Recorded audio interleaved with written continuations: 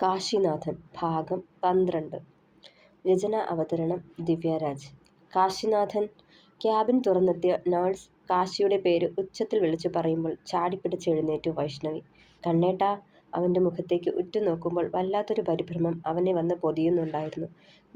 ഞാനില്ല വൈഷ്ണവി, എനിക്ക് ഡോക്ടറെ കാണണ്ട. അതുവരെ ശാന്തനായിരുന്നവൻ വല്ലാതൊന്ന് മുരണ്ടു. അയ്യോ, അങ്ങനെ പറയല്ലേ. കൗൺസിലിംഗ് കഴിഞ്ഞാലേ ഡിസ്ചാർജ് ചെയ്യൂ. അതുമല്ല, നമ്മുടെ ഊഴം കഴിഞ്ഞിട്ട് ഡോക്ടറെ കാണാനിരിക്കുന്നവരാ ഇവരൊക്കെ. വാശി കാണിക്കാതെ എഴുന്നേറ്റ് വന്നേക്ക് കണ്ണേട്ടാ. ആകെ പരിഭ്രമിച്ചു പോയി വൈഷ്ണവി. ഞാനില്ല, വീണ്ടും പുലമ്പിക്കൊണ്ടിരുന്നവൻ. ആകെ ധർമ്മസങ്കടത്തിലായി വൈഷ്ണവി. അന്നേരത്തെ അവൻ്റെ ഭാവവും പുലമ്പലും കണ്ട് ഭയം തോന്നി അവൾക്ക്. താൻ ഒറ്റയ്ക്കല്ലേ ഉള്ളൂ, ഒരു കൈ സഹായത്തിനു കൂടി ആരുമില്ലെന്നോർത്തതെ കണ്ണുകൾ നിറഞ്ഞു വന്നു. കണ്ണേട്ടാ, ഞാൻ കാലു പിടിക്കാം, ദയവ് ചെയ്ത് എനിക്കൊപ്പം വന്നേക്ക് പ്ലീസ്, യാചനയോടെ പറഞ്ഞവൾ. ഇല്ല, ഞാനില്ല, വീണ്ടും വീണ്ടും പുലമ്പിയവൻ. എന്തിനാ കണ്ണേട്ടാ എന്നോട് ഈ വാശി? ഞാനായോണ്ടാണോ? എന്നെ ഇഷ്ടമില്ലാഞ്ഞിട്ടാണോ? പറഞ്ഞുല്ലോ, മാറി തന്നേക്കാന്ന്. ഈ കൺവട്ടത്ത് പോലും വരാതെ എങ്ങോട്ടെങ്കിലും പൊയ്ക്കോളാന്ന്. ദയവ് ചെയ്ത് എന്നെ ഇങ്ങനെ വിഷമിപ്പിക്കരുത്. കരച്ചിലിൻ്റെ വക്കോളം എത്തി അവളുടെ യാചന. നിറഞ്ഞു തുളുമ്പുന്ന അവളുടെ കണ്ണുകളും ചുറ്റും അവരെ മാത്രം നിരീക്ഷിച്ചു നിൽക്കുന്നവരെയും കണ്ടതും മെല്ലെ എഴുന്നേറ്റവൻ വൈഷ്ണവിക്കൊപ്പം റൂമിലേക്ക് കയറി. Yes, sit. ലാപ്പിൽ നിന്ന് കണ്ണെടുക്കാതെ തന്നെ സുദേവൻ ഡോക്ടർ അനുവാദം കൊടുത്തു. കാശിനാഥനല്ലേ? 28 വയസ്സ്. അത്രയും പറഞ്ഞുകൊണ്ട് മുഖമുയർത്തി നോക്കുമ്പോൾ തൊട്ടു മുന്നിൽ ഇരിക്കുന്ന രണ്ടുപേരെയും കണ്ട് അക്ഷരാർത്ഥത്തിൽ ഞെട്ടിപ്പോയി അയാൾ. വൈഷ്ണവി മോളെ, നീ? മൂക്കത്ത് വിരൽ വച്ചുകൊണ്ട് അവളെ തന്നെ നോക്കിയയാൾ മെല്ലെ ഒന്ന് പുഞ്ചിരിക്കുക മാത്രം ചെയ്തു. അതേസമയം കാശിനാഥൻ്റെ മുഖത്തുറ്റു നോക്കവേ അയാളിൽ അമ്പരപ്പ് നിറയുന്നതും കണ്ടവൾ. ഈ കാശിനാഥനായിരുന്നോ മോളെ വിവാഹം കഴിച്ചത്? അതേന്ന് തലയാട്ടിയവൾ. കാശിനാഥനെ ഞാൻ അറിയും. തെല്ല് നേരത്തെ പകപ്പിന് ശേഷം അയാൾ മെല്ലെ പറഞ്ഞു. അത് കേട്ടതും വൈഷ്ണവി അമ്പരന്നു. അങ്കിളിന് എങ്ങനെ അറിയാം? അവൾ അമ്പരപ്പോടെ ചോദിച്ചു. എടോ, തനിക്കെന്നെ ഓർമ്മയുണ്ടോ? അലസമായി അവർ പറയുന്നതിനൊന്നും ചെവി കൊടുക്കാതിരിക്കുന്നവനെ നോക്കിയയാൾ. ഇല്ലെന്ന് തലയാട്ടുക മാത്രം ചെയ്തവൻ. പക്ഷേ എനിക്ക് മറക്കാനാവില്ല കേട്ടോ തന്നെ. താൻ കാരണം എനിക്ക് സസ്പെൻഷൻ കിട്ടിയതാ. ചെറുചിരിയോടെ അയാൾ പറഞ്ഞു. ഒരമ്പരപ്പോടെ അയാളെ സൂക്ഷിച്ചു നോക്കിയവൻ. ഓർത്തെടുക്കാനാവുന്നുണ്ടായിരുന്നില്ല ആ മുഖം അവന്. അങ്കിളിന് എങ്ങനെ അറിയാം കണ്ണേട്ടനെ? വീണ്ടും അവൾ തിരക്കി. അതൊക്കെ പറയാം. അതിനു മുന്നേ കാശിനാഥൻ, ഒരു കൗൺസിലിംഗ് സെക്ഷൻ ഉണ്ടല്ലോ, അത് കൊടുക്കട്ടെ? പറഞ്ഞുകൊണ്ട് മുൻപിലിരിക്കുന്ന ബെല്ലിൽ. Yes sir. തൊട്ടടുത്ത റൂമിൽ നിന്നും മറ്റൊരു നേഴ്സ് അവിടേക്ക് വന്നു. ആ സിസ്റ്റർ, ഡോക്ടർ റജിൻ ഫ്രീ ആണോ ഇപ്പോൾ? കണ്ണാടി ഒന്നെടുത്ത് തുടച്ച ശേഷം വീണ്ടും കണ്ണിലേക്ക് എടുത്തു വെച്ചയാൾ. Yes sir. എന്നാൽ കാശിനാഥനൊരു കൗൺസിലിംഗ് കൊടുക്കാൻ പറഞ്ഞേക്ക്. ഇതാണ് കാശിയുടെ കേസ് ഷീറ്റ്. പറഞ്ഞുകൊണ്ട് അവൻ്റെ ഫയൽ അവരുടെ കയ്യിൽ എടുത്തു കൊടുത്തു. കാശിനാഥൻ സിസ്റ്റർക്കൊപ്പം ചെല്ലു. അയാൾ അത് പറയുമ്പോൾ വൈശുവിനെ കടുപ്പിച്ചൊന്ന് നോക്കി കാശിനാഥൻ. എടോ, നോക്കണ്ട, തൻ്റെ കൗൺസിലിംഗ് കഴിയുമ്പോൾ വൈഷ്ണവി അവിടെ എത്തിക്കോളും. അയാൾ അവനെ സമാധാനിപ്പിച്ചു. ആ നേഴ്സിനൊപ്പം അവൻ പോകുന്നതും നോക്കിയിരുന്നു വൈഷ്ണവി. മോളെ, ഭരതേട്ടൻ സുഖായിരിക്കുന്നോ? അയാളുടെ ചോദ്യം കേട്ടതും തിരിഞ്ഞു നോക്കി വൈശു. മൂളി വിട്ടു പുഞ്ചിരിയോടെ. എത്ര നാളായി നിങ്ങളുടെ വിവാഹം കഴിഞ്ഞിട്ട്? 2 ആഴ്ച. കാശിയെക്കുറിച്ച് എല്ലാം അറിഞ്ഞിട്ടാണോ വിവാഹത്തിന് സമ്മതിച്ചത്? അയാളുടെ ആ ചോദ്യത്തിനും അതേ എന്ന് തലയാട്ടി. അവനെക്കുറിച്ച് മോൾക്ക് എന്തറിയാം? അയാൾ വീണ്ടും തിരക്കി. വലിയ മദ്യപാനിയാ, ഡ്രഗ്സ് അഡിക്റ്റ് ആയിരുന്നെന്ന് കണ്ണേട്ടൻ്റെ ബ്രദർ പറഞ്ഞാ അറിഞ്ഞത്. മനസ്സിൽ എന്തൊക്കെയോ വിഷമങ്ങളുണ്ടെന്നറിയാം. അതിലപ്പുറം എനിക്കൊന്നും അറിയില്ല. അവൾ പറഞ്ഞു നിർത്തവേ കണ്ണുകൾ തുടച്ചു. കാശിനാഥൻ ഒരിക്കൽ എൻ്റെ പേഷ്യൻ്റ് ആയിരുന്നു. ബാംഗ്ലൂരിലെ മാനസിക രോഗാശുപത്രിയിൽ. മാനസിക നില തെറ്റിയ രീതിയിലാണ് ഞാൻ അയാളെ ആദ്യമായി കാണുന്നത്. വളരെയധികം വയലൻ്റായി, ആര് മുന്നിലേക്ക് വന്നാലും അക്രമാസക്തനാകുന്ന രീതിയിൽ, അത്രമാത്രം മുഴുഭ്രാന്തനായ ഒരവസ്ഥയിൽ. മറ്റുള്ള രോഗികളെ ഉപദ്രവിക്കുമെന്ന് ഭയന്ന് ഒരു ഐസൊലേഷൻ സെല്ലിൽ ബന്ധിച്ചാണ് അയാളെ ഇട്ടിരുന്നത്. സുദേവൻ ഡോക്ടർ പറയുന്നത് കേട്ട് മരവിച്ചിരുന്നു പോയവൾ ഒരു നിമിഷം. കണ്ണുകളിൽ നിറഞ്ഞു നിന്ന നീർത്തുള്ളികൾ കവളിലേക്ക് പതിഞ്ഞൊഴുകി. അങ്കിൾ. ഞെട്ടലകലാതെ കേട്ടത് വിശ്വസിക്കാനാവാതെ അവൾ പുലമ്പി. അതേ മോളെ, എൻ്റെ ട്രീറ്റ്മെൻറ്റിലായിരുന്ന സമയത്തും ഇതുപോലൊരു ആത്മഹത്യാശ്രമം അയാളിൽ നിന്നും ഉണ്ടായി. അതിൻ്റെ പേരിൽ അന്നെനിക്ക് സസ്പെൻഷൻ നേരിടേണ്ടി വന്നത്. ശരിക്കും അയാളുടെ മാനസിക നില തെറ്റാനുണ്ടായ പ്രശ്നം എന്തെന്ന് പഠിച്ചു വരുന്ന സമയത്താണ് ഇങ്ങനെയൊക്കെ സംഭവിച്ചത്. അത് കാരണം എന്താണ് അയാളുടെ ജീവിതത്തെ ഉലച്ച പ്രശ്നമെന്ന് എനിക്ക് കണ്ടെത്താനായില്ല. പക്ഷേ ഒന്നുറപ്പാണ്, കാര്യം നിസ്സാരമല്ല. ആ, അയാളുടെ ആത്മാർത്ഥ സുഹൃത്തിൻ്റെ മരണം, അതും കാശിനാഥൻ്റെ മുന്നിൽ വെച്ച്. അതാണ് അയാളുടെ അന്നത്തെ അവസ്ഥയ്ക്ക് കാരണമെന്നാണ് അയാളുടെ പാരൻസ് പറഞ്ഞത്. പക്ഷേ അത് മാത്രമല്ല, മറ്റെന്തൊക്കെയോ പുറത്തു പറയാനാവാത്ത പലതും അയാളുടെ മനസ്സിലുണ്ട്. അതൊക്കെ പറയാൻ അയാൾ ഭയക്കുന്നുണ്ടായിരുന്നത് പോലെ തോന്നിയിട്ടുണ്ട് പലപ്പോഴും. അയാളുടെ അമ്മ ഒരു വല്ലാത്ത സ്ത്രീയാ. കാശിനാഥനോടുള്ള അവരുടെ പെരുമാറ്റം വളരെ ഹാർഷായിരുന്നു. ശരിക്കും അവനെ മനസ്സ് തുറന്ന് സംസാരിക്കാൻ കൂടി ആ സ്ത്രീ അനുവദിക്കാറില്ല. പലപ്പോഴും കാശിനാഥനോട് സംസാരിക്കുമ്പോൾ അവരുടെ അൺഎക്സ്പെക്റ്റഡ് പ്രസൻസ് അവിടെ ഉണ്ടായിട്ടുണ്ട്.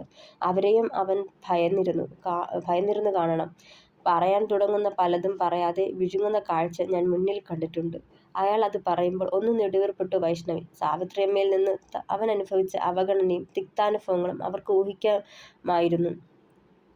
കാശിനാഥൻ്റെ കേസ് നിസ്സാരമായി തള്ളിക്കളയേണ്ട ഒന്നല്ല. കാരണം ഇതിപ്പോൾ രണ്ടാമത്തെ തവണയാണ് അയാൾ ഇങ്ങനെ ചെയ്തതെങ്കിൽ ഇനിയും ഇത് ആവർത്തിക്കും. അതിനുള്ള പ്രവണത അയാളിൽ ഉണ്ടായിക്കൊണ്ടിരിക്കും.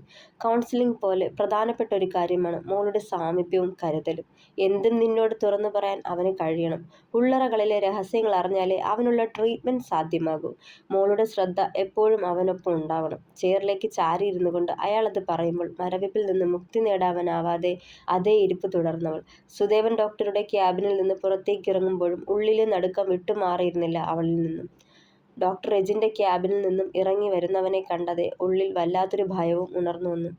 ഇപ്പോഴും അയാൾ മെഡിസിൻ എടുക്കുന്നുണ്ടോയെന്ന് ചോദിച്ചറിയണം. അഥവാ തുടരുകയാണെങ്കിൽ എന്നെ വന്ന് കാണണം. പിന്നെ ഒരിക്കൽ വന്നു മാറിയ അസുഖം ഇനി വരില്ലാന്ന് ഉറപ്പിക്കരുത്. തിരികെ വരാം. മനസ്സിന് താങ്ങാനാവാത്ത നൊമ്പരങ്ങളുണ്ടാവുമ്പോൾ ഇനിയും താളപ്പിഴകൾ ഉണ്ടാവാം. പ്രത്യേകിച്ച് ഒരു മുഴുമദ്യപാനി കൂടിയായിരിക്കെ. ഇറങ്ങാൻ നേരം സുദേവൻ ഡോക്ടർ പറഞ്ഞ കാര്യങ്ങൾ ഓർത്തുപോയവൾ ഒരു നെടുവീർപ്പോടെ അവളെ കണ്ടിട്ടും കാണാത്തതുപോലെ മറികടന്ന് പോകുന്നവനിൽ തന്നെയായിരുന്നു വൈശുവിൻ്റെ കണ്ണുകൾ. ഇനി എന്ത് വേണമെന്ന് തനിക്ക് തീരുമാനിക്കാം. ഈ ബന്ധം പോലും അറുത്തുമുറിച്ച് അവനെ ഉപേക്ഷിച്ചു പോവാം. ഒരു ഭ്രാന്തൻ്റെ ഭാര്യയായി ജീവിതം കഴിച്ചുകൂട്ടാൻ തനിക്ക് പറ്റില്ലെന്ന തീരുമാനത്തിൽ ഉറച്ചു നിന്നാൽ മതി. പക്ഷേ കഴിയുമോ തനിക്ക്? പെറ്റമ്മയുടെയും പോറ്റമ്മയുടെയോ സ്നേഹം എന്തെന്ന് കൂടി അറിയാതെ, സ്വന്തം അച്ഛൻ്റെ കരുതലോ തണലോ ലഭിക്കാതെ നീറിപ്പിടയുന്ന ആ മനസ്സ് കണ്ടില്ലാന്ന് വയ്ക്കാൻ തനിക്ക് ആകുമോ? തൻ്റെ മുന്നിൽ വരുന്ന കുരുന്നുകൾക്ക് വിദ്യ പകർന്നു കൊടുക്കുന്നൊരു അധ്യാപികയാണ് താൻ. പ്രതിഫലം മോഹിച്ച് ജോലി ചെയ്തിട്ടില്ല ഇതുവരെ. അതുകൊണ്ട് തന്നെ തൻ്റെ മുന്നിലിരിക്കുന്ന കുഞ്ഞുങ്ങളുടെ ബുദ്ധി അളക്കുക മാത്രമല്ല, മനസ്സും കാണാൻ ശ്രമിച്ചിട്ടുണ്ട്. എന്തെങ്കിലും നോവ് അവരുടെ മനസ്സിൽ ഉണ്ടെങ്കിൽ പോലും അത് കണ്ടെത്തി അവർക്കൊരു താങ്ങാവാൻ തന്നാലാവും വിധം ശ്രമിച്ചിട്ടുണ്ട്. തനിക്ക് കണ്ണേട്ടൻ്റെ നോവ് കണ്ടില്ലാന്ന് നടിക്കാനാവില്ല. അറിയണം ആ മനസ്സിൻ്റെ അടിത്തട്ടിൽ മറഞ്ഞിരിക്കുന്ന നോവ്. എന്നാലേ അതിനുള്ള പ്രതിവിധിയും കണ്ടെത്താനാവും. പക്ഷേ അതിനു മുന്നേ അറിയേണ്ട ഒരു കാര്യമുണ്ട്. ആ മനസ്സിൽ താനുണ്ടോ എന്ന്. അഥവാ ഇനി തന്നെ ഉൾക്കൊള്ളാൻ ആയില്ലെങ്കിലും ശരി, ഉപേക്ഷിക്കില്ല, മനസ്സിൽ പറഞ്ഞുറപ്പിച്ചവൾ. ചെന്ന പാടെ കട്ടിലിൽ ചെന്ന് കിടന്നു കാശിനാഥൻ. മനസ്സ് മുഴുവൻ മരവിച്ചിരുന്നു. വൈശുവിൻ്റെ കണ്ണുനീര് കാണാതിരിക്കാനാവുന്നില്ല. ഇനിയും ഒക്കെ അവളോട് തുറന്നു പറയണം. അറിഞ്ഞു കഴിഞ്ഞ് കൂടെ കൂടണോ വേണ്ടയോ എന്ന് അവൾ തീരുമാനിക്കട്ടെ, അവൻ മനസ്സിലുറപ്പിച്ചു. പിന്നാലെ വന്ന് വൈശു അവനെ തന്നെ നോക്കി നിന്നു.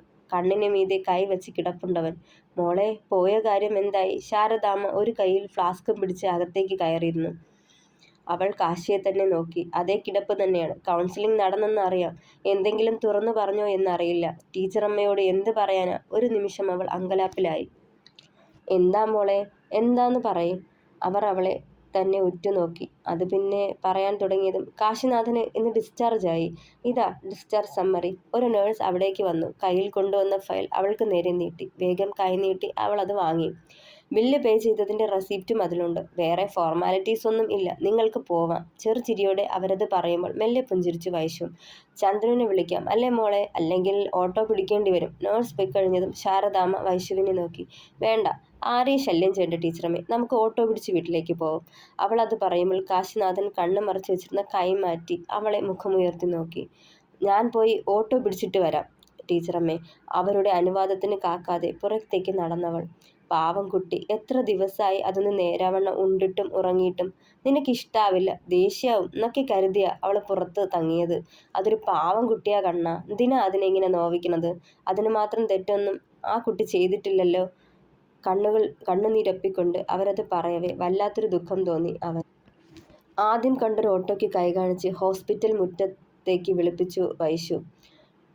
ടീച്ചറമ്മ, നമുക്കിറങ്ങാം, ഓട്ടോ വന്നിട്ടുണ്ട് പറയവേ കാശി മുഖമുയർത്തി നോക്കി. അവളെ തന്നെ നോക്കി ഇരിപ്പുണ്ടായിരുന്നവൻ. അവളത് ശ്രദ്ധിക്കാതെ ലഗേജുകളെല്ലാം എടുത്ത് പുറത്തേക്ക് നടന്നു. പിന്നാലെ ശാരദാമ്മയും കാശിനാഥനും. ഓട്ടോയിലിരിക്കുമ്പോൾ ഇടയ്ക്കിടെ അവൻ്റെ നോട്ടം അവളെ തേടി പൊയ്ക്കൊണ്ടിരുന്നു. വൈശു അത് കണ്ടില്ലാന്ന് നടിച്ചു. സന്ധ്യയോടടുത്ത് വീട്ടിലെത്തുമ്പോൾ മുൻവശത്തെ ലൈറ്റ് മാത്രമേ ഇട്ടിരുന്നുള്ളൂ. "ഡേ ദേവി, വിളക്ക് വച്ചില്ലേ?" "ആരും." "അതിനൊക്കെ ആർക്കാ നേരം?" ആരോടെന്നില്ലാതെ പിറുപിറുത്തുകൊണ്ട് ശാരദാമ്മ അകത്തേക്ക് കയറി. "മോളെ, അത്താഴത്തിന് കഞ്ഞിയുണ്ടാവും. നീ വേഗം ചെന്ന് കുളിച്ച് താഴേക്ക് വന്നോട്ടോ. കഴിച്ചിട്ട് കിടന്നാ മതി. കണ്ണനോട് കൂടിയാ പറഞ്ഞത്." അവർ കാശിനാഥനെ ഒന്ന് നോക്കി. റൂമിലേക്ക് ചെന്ന പാടെ ബാൽക്കണിയിലേക്ക് ചെന്നു നിന്നു കാശിനാഥൻ. ചുറ്റും പരക്കുന്ന തുളസി ഗന്ധം വല്ലാത്തൊരു ആത്മവിശ്വാസമേകി അവന്. കണ്ണുകളടച്ച് ആ ശുദ്ധവായു ശ്വസിക്കവേ പല ഓർമ്മകളും അവനിലേക്ക് തികട്ടി വന്നു. അവയിൽ പലതും അവനെ നോവിച്ചതും സന്തോഷം നൽകിയതും ഒക്കെയായിരുന്നു. കുളി കഴിഞ്ഞ് വസ്ത്രം മാറി വന്ന വൈഷ്ണവി കാശിനാഥൻ അടുത്തേക്ക് ചെന്നു. കയ്യിൽ കരുതിയ ടവൽ അവന് നേരെ നീട്ടിയതും അവളെ അവൻ മുഖമുയർത്തി നോക്കി. "ഞാൻ അകത്ത് നിൽക്കണത് കൊണ്ടാണോ കണ്ണേട്ടൻ പുറത്തിറങ്ങി നിൽക്കണതെങ്കിൽ അത് വേണ്ട. ഞാൻ മാർത്തന്നേക്കാം. അല്ലെങ്കിലും നിങ്ങൾക്കിഷ്ടമില്ലാതെ ഇവിടെ കടിച്ചു തൂങ്ങണില്ല ഞാൻ. നിങ്ങളുടെ അമ്മ പറഞ്ഞതുപോലെ ഞാൻ കാരണം ജീവിതം അവസാനിപ്പിക്കാൻ നോക്കിയതാണെങ്കിൽ ഇനിയും അത് ആവർത്തിക്കണ്ട." നോവുള്ളൊരു പുഞ്ചിരിയോടെ പറഞ്ഞുകൊണ്ട് മുന്നോട്ട് നടക്കാൻ തുടങ്ങി വൈഷ്ണവി. "വൈഷു" വിളിച്ചതിനൊപ്പം അവൻ്റെ വലതുകരം അവളുടെ കയ്യിൽ പൊതിഞ്ഞു. അമ്പരപ്പോടവൾ തിരിഞ്ഞു നോക്കിയതും നിറഞ്ഞ കണ്ണുകളോടെ അരുതെന്ന് തലയാട്ടിയവൻ. തുടരും.